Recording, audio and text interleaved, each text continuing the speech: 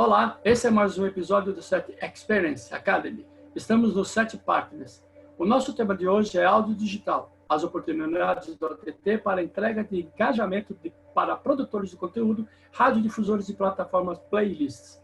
Nosso entrevistado de hoje é Thiago Fernandes. Ele é diretor de áudio digital da ABOTS, Associação Brasileira de OTT, que é parceira da SET. Tudo bem, Thiago? Buenas, Williams. Buenas, amigos da SET. Ótimo estar aqui compartilhando um pouco dessa experiência com vocês. E quero chamar a atenção que dados é o produto a ser incluído no mix tanto de radiodifusores quanto de playlists, produtores de conteúdo. Por quê? Porque o mercado corporativo e o mercado publicitário está todo baseado em dados. Então, vou começar falando de, mas como é que você faz isso? Como é que você angaria dados? Vamos pegar um assunto do momento. Podcasts não é só um tipo de conteúdo que você distribui ali sob demanda ou coloca dentro da programação. Podcasts é uma excelente ferramenta de identificação, de segmentação dos seus consumidores, dos seus ouvintes. Por quê? Por tipo de conteúdo do podcast, uma marca pode estar interessada num nicho específico. E quando você identifica bem um nicho, a marca paga muito bem por esse segmento de dados.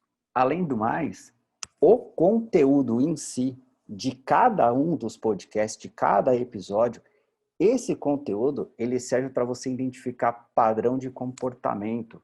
Você já percebeu que tem várias empresas que fazem vídeo, que tem outras plataformas que fazem recomendações a partir do conteúdo que você vê?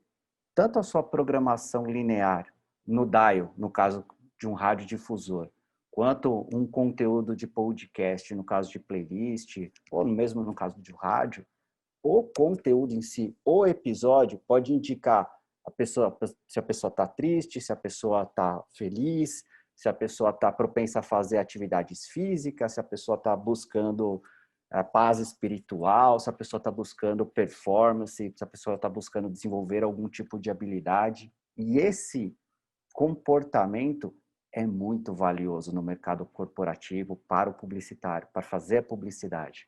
Então, dados é o novo produto a ser incluído no mix do rádio. Você começou a falar muito bem de dados, e eu queria tentar fazer um panorama de quais plataformas de áudio a gente tem disponíveis. A gente tem aqui playlist, você falou do podcast, a gente tem as rádios webs, a gente tem aí as emissoras de rádio indo para a internet e os aplicativos, né? Então, na verdade é o seguinte, a gente tem visto que a gente fala de áudio, mas a gente tem áudio em tudo, sem áudio fica difícil. Então, eu gostaria que você fizesse um panorama de como está o áudio com o avanço do OTT no Brasil. O áudio ele tem ganho bastante expressividade, inclusive em um dispositivo que passa batido na maior parte das discussões, que são as Smart TVs. A Smart TV hoje é o terceiro ponto mais importante para o consumo de áudio. Você acredita? Smart TV. Por quê? Como ela vem com uma série de aplicativos e acesso a site, geralmente as pessoas agora estão entrando no site de emissoras, no site de playlists, ou baixando aplicativos de playlists na própria Smart TV para consumir o áudio. Porque o áudio é o único tipo de conteúdo consumível enquanto se faz outras atividades. Então, por exemplo, no caso de uma dona de casa, ela acaba fazendo faxina enquanto ela está escutando o áudio na televisão. A pessoa acaba fazendo atividade física, consumindo áudio e vendo o professor explicar como é que faz o exercício. O áudio ele acaba sendo companheiro. E por que o áudio digital hoje? Porque efetivamente a gente não tem mais microsystems, aparelhos de som como eram vendidos há um tempo atrás, com o acesso direto do ar. A maior parte desses dispositivos são acessos via internet.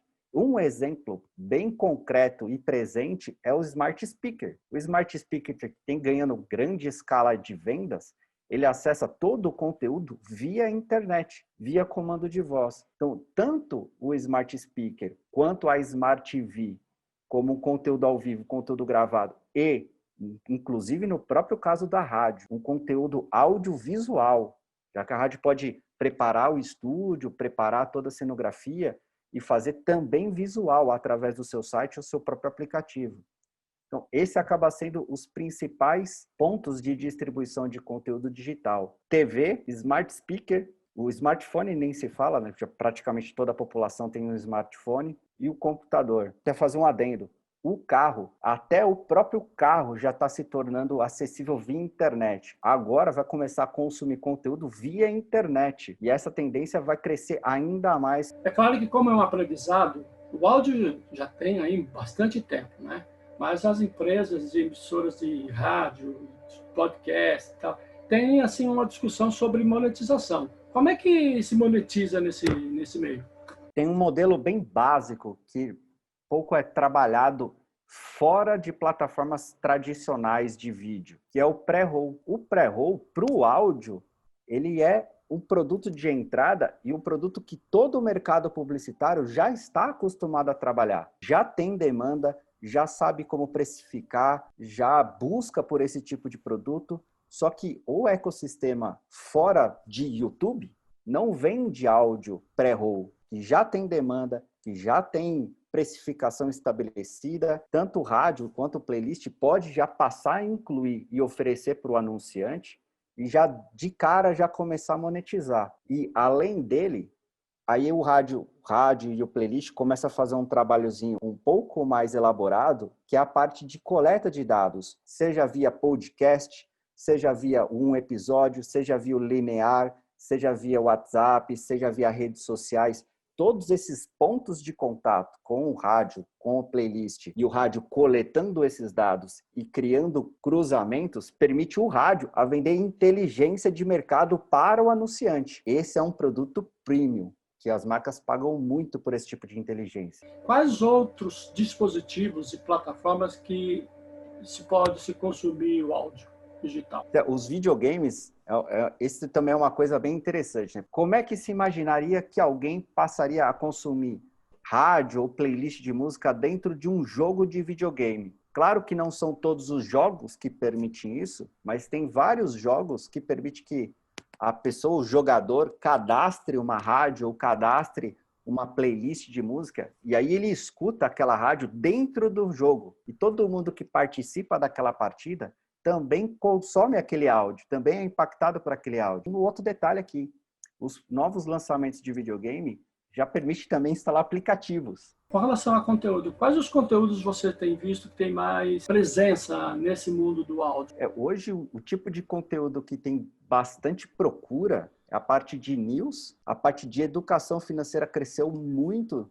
nos últimos tempos, a parte de fitness e receitas. Agora, com relação, o que eu preciso para entrar nesse mercado? Se você já produz um podcast, se esse podcast já está sendo distribuído por um site, você já está dentro do jogo. Agora, a questão é saber qual é a audiência que você tem e como que você amplia essa audiência. Então, por exemplo, se você só está distribuindo o seu conteúdo pelo seu próprio canal, você tem que começar a procurar outros canais, como o Spotify, como o Deezer, Google Podcasts, Apple Podcasts, outros canais de distribuição, para você aumentar a sua audiência. Com relação a controle de segurança, quero dizer assim, de direitos autorais, as plataformas, como que elas podem melhorar a gestão da entrega e direitos autorais? Hoje, o produtor ele fica 100% refém do que a plataforma diz que aconteceu dentro da plataforma. E tem alguns detalhes, como é possível, em algumas plataformas, baixar o conteúdo offline, fica-se a pergunta, como é que a plataforma tem controle de que alguém não hackeou aquele conteúdo e distribuiu por outros canais? E isso hoje ainda não tem uma solução definitiva, porque nenhum desses canais permite um terceiro analisar e avaliar a audiência, o que aconteceu com aquele episódio dentro daquele canal. Coisas que acontecem com terceiros, em outros canais de terceiros mais públicos, por exemplo, o próprio rádio. Sempre tem uma auditoria externa.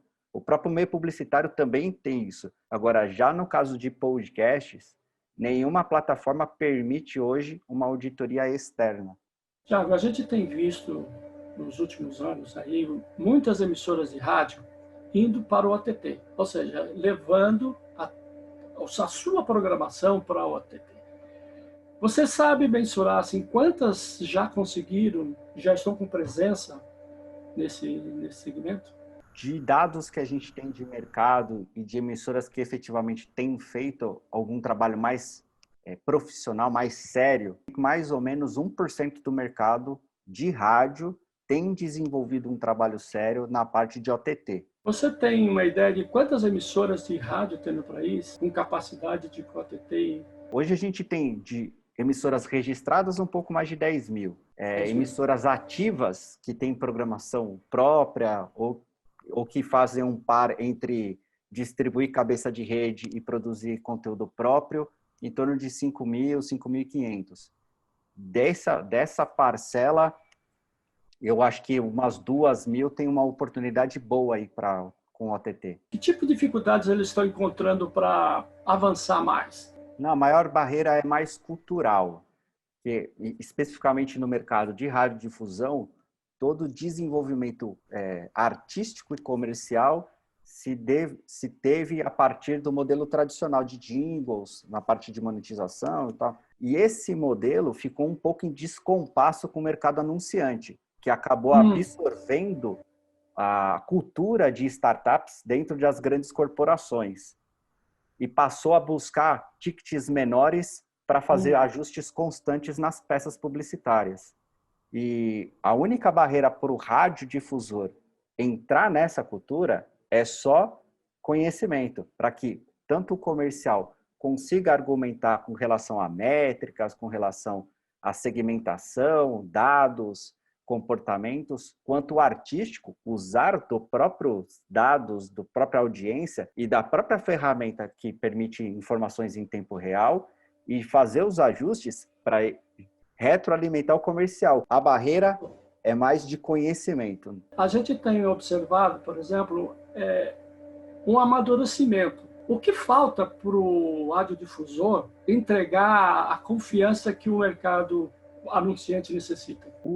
Especificamente no meio rádio, o ecossistema inteiro em torno do radiodifusor, ele é bem amador. A maior parte dos fornecedores de tecnologia são fornecedores pontuais. Então, eles acabam ficando em descompasso com o mercado profissional de radiodifusão, de audiovisual. Por exemplo, fornecedores de streaming para rádio, a maior parte deles são quarteirizadores de serviço. Oferece o mesmo serviço que de 20 anos atrás por uma realidade totalmente oposta de mercado que existe hoje em dia.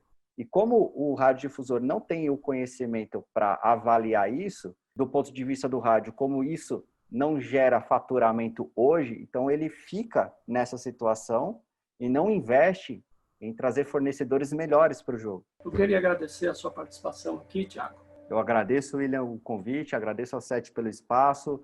Obrigado e parabéns, pessoal.